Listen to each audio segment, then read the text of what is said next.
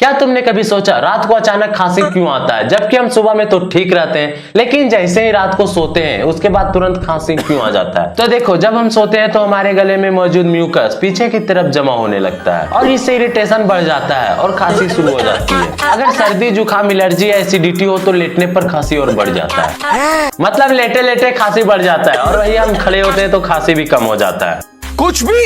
इसी वजह से कई लोगों को रात में नींद नहीं आती। लेकिन अगर खांसी 3 हफ्ता से ज्यादा रहे और नाक से खून आया और सांस लेने में तकलीफ हो तो तुम डॉक्टर्स की सलाह लो। तब तक के लिए बाय बाय।